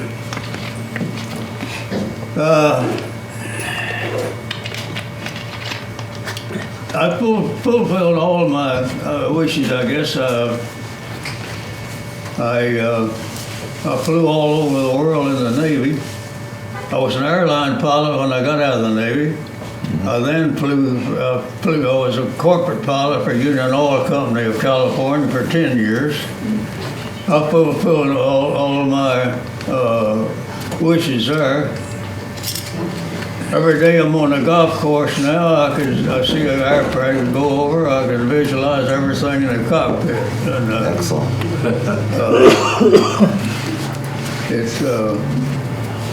I've been very fortunate. I'll be 100 in December, and I've been awful healthy, awful fortunate. And I could thank good Lord for that, I guess. Amen. The only thing that God the bless you. the only thing that the Navy left me with was alcoholism. Yeah. Yeah, wow. And there's quite a story behind that. These guys mostly have all heard it. Yeah. And how I stopped drinking and Yeah, it's right when they invented the funnel. There's a book out called The Night of the Shark. I guarantee you won't sleep for a few days, for a few nights. What an ugly book to see our people be eaten alive. You know, the Indianapolis. I had a that's what it neighbor, was. that was in the Navy, and he said they were in a longboat heading back to the ship, and the engine conked out. And he said it was a nice calm day and everything. So the guy that was running the boat, whatever he be or whatever, he said, that's all right, it's only 100 yards or so, I can swim back. I'll swim over to the boat. Okay, he dove in the water. And Morris said there was a big, huge swirl of water. That was the last I saw of the guy. Something was following the boat, waiting for somebody to jump in. He said the rest of the day, we were all cowering in the center of the boat, waiting for the main ship to find us. I want to share something with you guys from Pearl Harbor. I was at a flea market one time, a couple years ago, and this guy says, yeah, I'm selling this hat. It was a Pearl Survivor hat, soldier's hat. Jack Pollard, his name was. Has his little pearl on his hat, has his name. But I tried to locate this family, and it had a flag in there. But I didn't know, where to go or what I had people look for, but they gave up on us. But I was gonna, to me that was something, that you guys, that the Navy, this man's stuff is here. How'd he get here? Is he alive? Yeah, I still have it. well, at home. It's like a I wanna- plate helmet you gave me. It's got the guy's name on the back of it. Yeah, I've tried a couple ways to find it, can't I find did. it yet. But I tried. I had people look for it. It seemed like they give up. I think there is a list of Pearl Harbor survivors. Jack Pollard, his name was, or Pollard or something. I have it at home. And it's his hat, and he has his ribbon on there. Yeah. Has a little pearl on it there. I've been, every December the 7th, I've been back to Pearl Harbor by the Greatest Generation Foundation as a Pearl Harbor survivor. I've been back there at least 6 times, 6 years. And one year we were at Schofield Barracks, and there was 2 Japanese pilots there. They had me sit between the 2 to have my picture made. You don't know how funny I felt. Oh, yeah. Funny, but not easy. Not easy. One of them said he's going to send me an email, but I'm still waiting for it. Well, you look like part Japanese. Yeah, sure. Well, this hat could have been lost by a member of the thing. I know when I know myself, and I know Charlie. It happened to Charlie today. He walked away without his cane. Yeah. If you take your hat off and put it down there, sometimes you just walk away. I do it myself, so maybe he is alive or something, but I'd like to return it to the family, or to one of the family members, Yeah. To me, that means something to me. That I don't want to put it someplace. I'll tell you what, there was a guy down our way, Dave Turner, his name was. He got the Medal of Honor in World War II. He was an infantryman. Now, what happened is, his father received the medal. Yeah. I'm going to tell you this now. This is going to be heartbreaking. His father was an alcoholic. He sold it for a 6-pack of beer. Oh my God. A 6-pack of beer. The guy says, I'll give you the beer. The other guy's brother took it and gave it back to us. He sold it again for $5. Now that's sad. It is sad. That's sad. Now I tracked it down to 4 people that had it, but the last guy died. They're all dead now, that one that had it. So it's out there someplace. And you only get one of those in a lifetime. But that was heartbreaking. And his sister told me, his sister, Dave Turner's sister told me, and she's gone now, that what happened to that. So, that's sad. Yeah. That is sad. I think most of us in our group around Berwick, Bloomsburg, and well, Baldwin, where I live, to help is Healing. every second Thursday, we have a breakfast Yeah. where we get together. Every month, And I yeah. think that's one of the big things that help us all. Yeah. Yes, right. Where I live in Rockland County, we have a very active veterans group, and we try to help the guys in 2 or 3 tours in Afghanistan and Iraq coming back, and Yeah. particularly their families, their wives, or the mothers and fathers. They come to us sometimes, what's the matter with you? He's not the same person. I said, nobody's the same person when you go through combat and stuff like that. You Yeah, know, nobody. give them time, let them adjust. And I think it's very helpful. When the guys in particular, they don't want to talk to psychiatrists or psychologists Yeah. because they say they get, when they go for a job, they questions, did you ever see a psychiatrist? And when they put that down, they figure, so that with us, they get it out. You don't have to go to Yeah, psychiatrists or psychologists. Yeah, we can relate to each You other. know, been there, done Yeah, that, we've you know. been and there. But that's- we're all brothers and sisters. No question. May I add something to my career? I don't know. Sure. After the war, I was stationed in Japan itself. Oh. Because I was a 6-year enlisted man. And I only had 3.5 years of active duty. I still had 2.5 years to go. So I wasn't sent home. Okay. I still had duty. So I was stationed on a United States Navy base in Fukuoka, Japan. Yep. I was in charge of the captain's gig, his private boat. And I used to transport him to wherever he wanted to go. That was my duty then. How were you treated by the Japanese? But How were you treated by the Japanese? that's what I wanted to get to. When I was on that base, I used to go and bring candy for the kids and cigarettes. I didn't smoke at all in the Navy. I used to get cigarettes, 5 cents a pack, and I used to give it to the elderly folks. PX. They loved our cigarettes. And the kids loved the candy because when I come off the base going to their homes, they used to say, here comes Mikey-son, Mikey-son. They knew I was bringing candy. Really. And I'll tell you, those people didn't want a war. They were just, they never, I used to go on that base by myself all through town.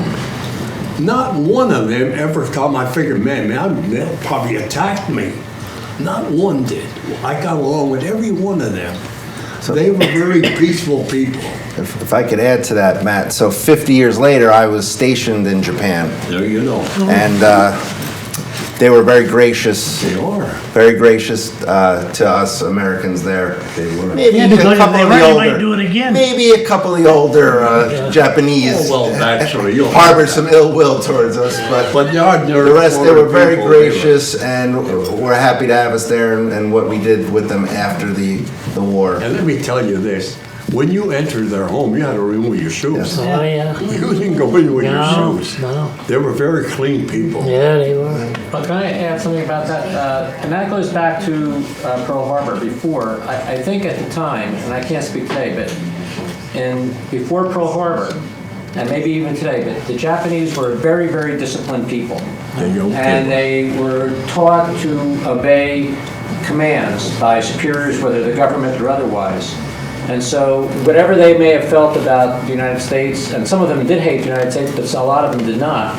But they were very disciplined people, and so if their military leaders or civilian leaders told them they were going to go to war and they would have to fight to the death, that's what they would do because they were so disciplined.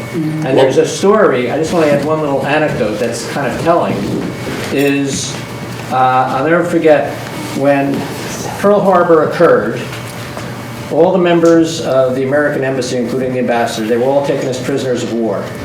And they were all placed in the American embassy until the United States and Japan worked out a diplomatic exchange agreement. Now, during this time, because of the economic sanctions imposed by the United States, there were no cars on Tokyo streets because all the oil they had to be conserved for military purposes. So there were no cars on the streets. And I remember one guy who was a guy in the staff, and he would say he would go out, he had to go to a medical appointment, and they allowed him out to go to a doctor this is right after Pearl Harbor. And mind you, there's no cars on the streets, but there's red lights and green lights. People would line up until they would see that there was a red light, meaning they couldn't cross the street. There's no cars anywhere around, and they would pack up on the sidewalk, waiting for the light to change, even though there were no Is that cars on the right? streets. Is that right? Oh, my goodness. One of the They funny were things, programmed. Yeah. yeah, one of the funny things that happened to me happened last December.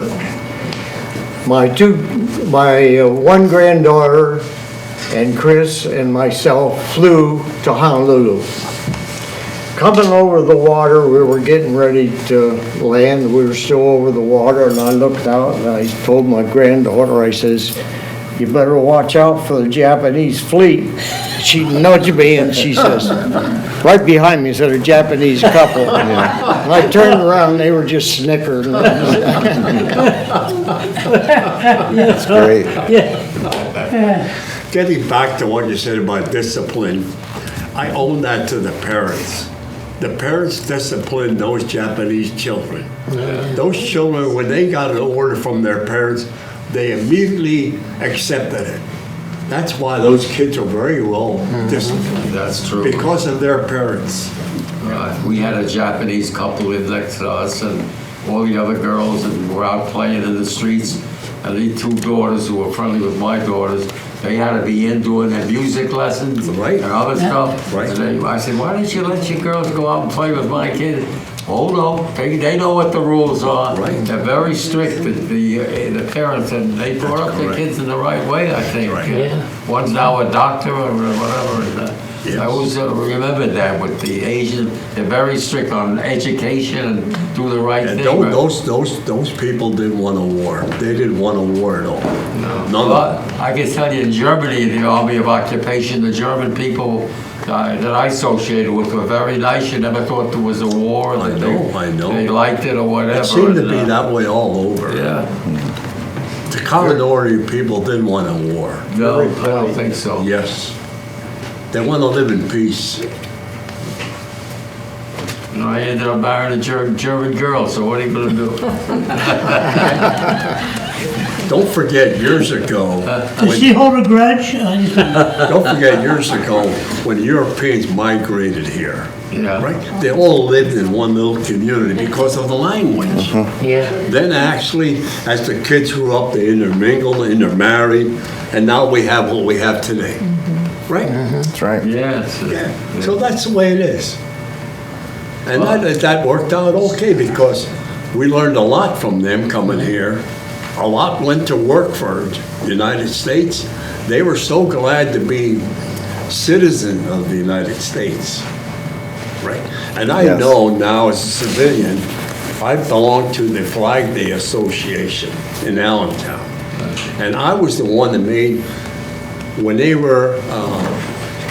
went for their citizenship papers and they were citizens, I gave each one a flag that was framed as a token to them that they're now United States citizens. And they were so proud of that. Well, we have naturalization ceremonies Right. once a month in Rockland. I was in every We're You know there what, all the time, and Yes. they're so happy. I tell them, you're in the greatest country. We shake their hands, and these people came from all different countries. right. You want to know something very interesting about that too? In the military now, at basic trainings ceremonies, they will naturalize people who've joined the military that were not currently really? I citizens. didn't know that. They will naturalize them So at the that's graduation. Would that be automatic? Yeah, well, they naturalize them there. Being a service people. But they have to pass certain tests Oh, and yeah. whatnot because there are others that are in that weren't naturalized. Right.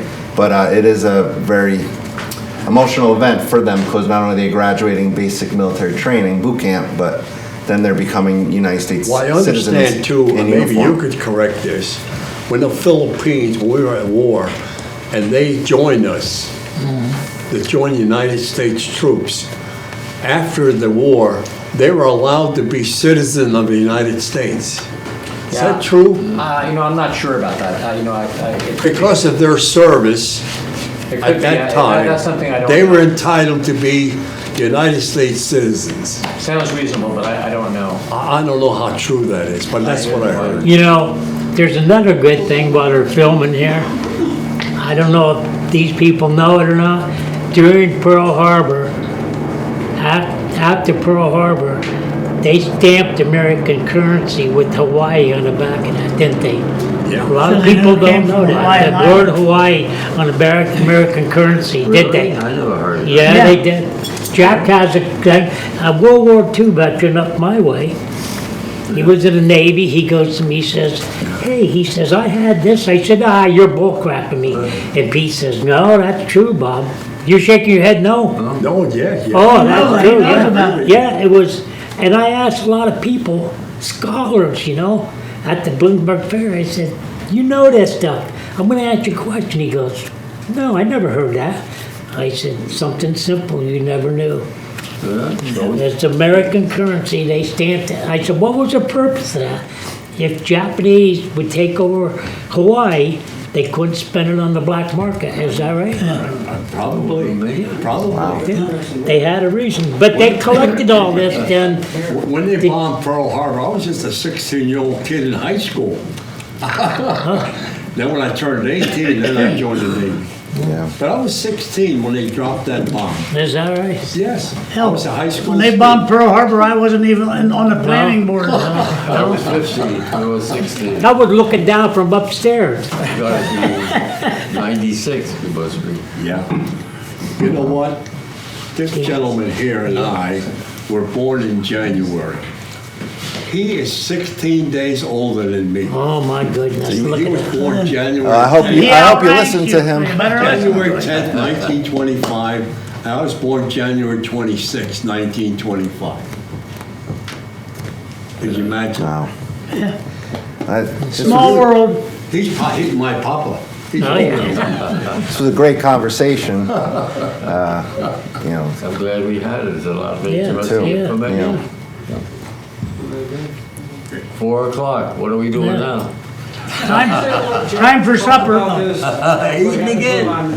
still going? Okay. for listening. Oh, I want to thank Yeah. you. Well, no, we're not finished yet. We're not finished We're yet. actually going to have Jack say something to close us out, but beforehand, again, just here we are right at the Person House in Kingston, New York. Lucky to have our World War II veterans, our Vietnam veteran, our Gold Star mom, and our author here to help us bring living history to life, history to life, Oh, there's a so lot more people of it, could too. hear firsthand the accounts of those the heroes of ours that served in these wars that really shaped our nation. So, thank you, Jack. Did you you had some? Maybe tell us a little bit more about your time on Ford Island. Well, Where is that? it was a great place when I went there. You can imagine what it looked like to a farm boy from Texas who'd never Yeah. seen nothing but cotton fields and Okay. cornfields. And all the beautiful pineapple fields, the beautiful beaches, beautiful girls on the beaches. It was a wonderful place till Yamamoto arrived. But I want to say one thing about the gentleman talking to the young lads today.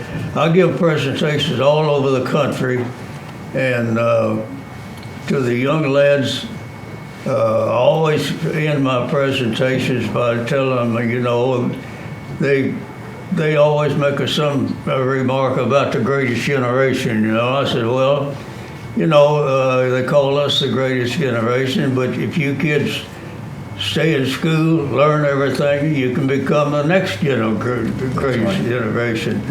But I want you to remember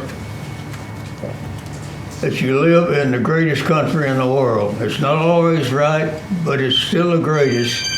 So you stay in school, learn all you can. I tell them that education was not nearly as necessary in my day, but it's certainly necessary in yours. That's true. So just remember what I've said. You live in the greatest country in the world.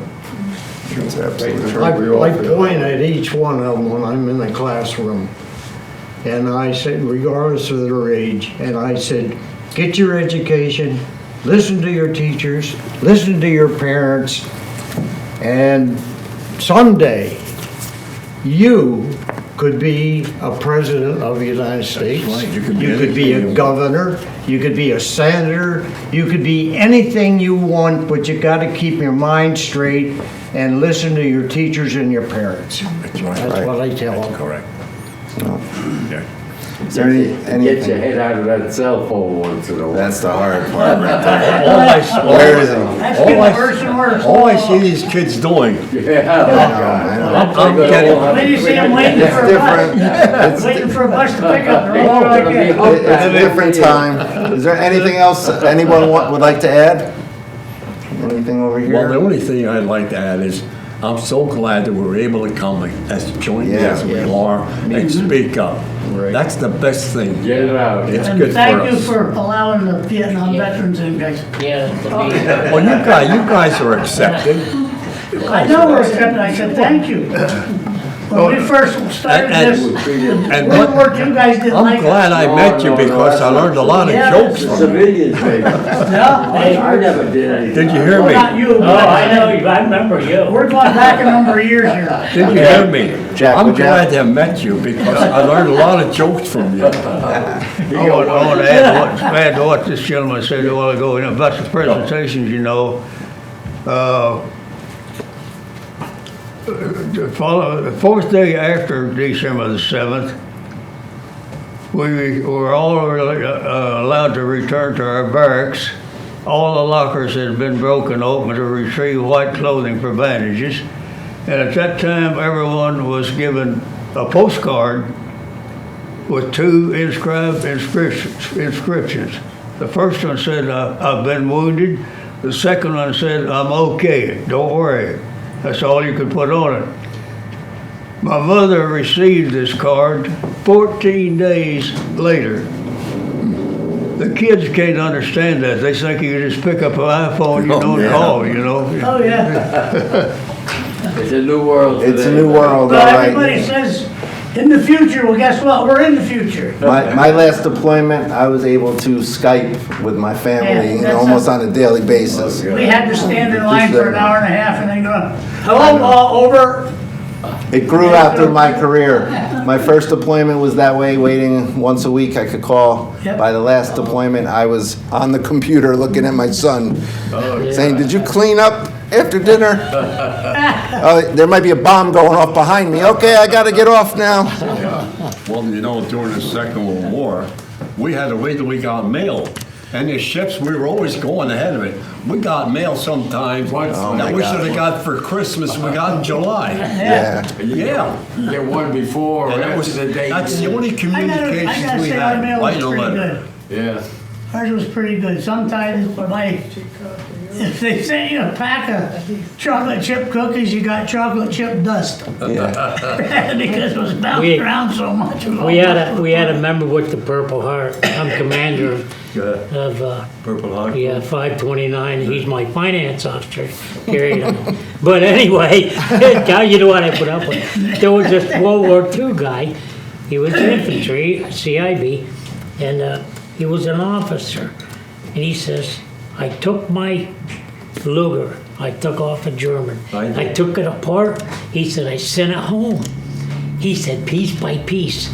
And his wife got it in the mail. She says, what am I gonna do? She said, I guess I gotta take it to a gunsmith and put it back together. He's gonna need that out there. And she mailed it back to me. Oh my God. I said, no.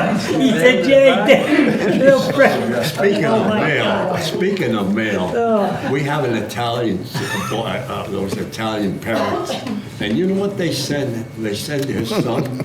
They send him pepperoni, and it was waxed. It was waxed, and it lasted until it got to us. Yeah. So he shared that pepperoni with us, guys. Boy, that was great. But it was dipped in wax. Did it beat Spam? Don't tell me about spam. When Bob was younger, he was kidnapped. We ate By a couple spam. kidnappers. Oh, no. They gave him the ransom note and sent him home to his parents with it. They read the note and gave him the money and sent him back. Speaking of spam, they had spam with us for 3 months. They cooked it, baked it, no matter any which way, it was still spam. When I get home, I told my parents, Don't get me spanned. But I love that today. I didn't eat Oh, I that love for those years too. after. I said I had to Oh, I love it. My dad hated it for years. I love it. I didn't like ham for probably 10 years. Because we had it every day for 28 freaking days. in the service. Jack became a bologna expert, right, Jack? Yeah, I still eat it. I love bologna. Love bologna. All right, well, again, it's been an honor for me to be able to sit amongst you and to spend this time with you. God bless all of you, each and every one of you.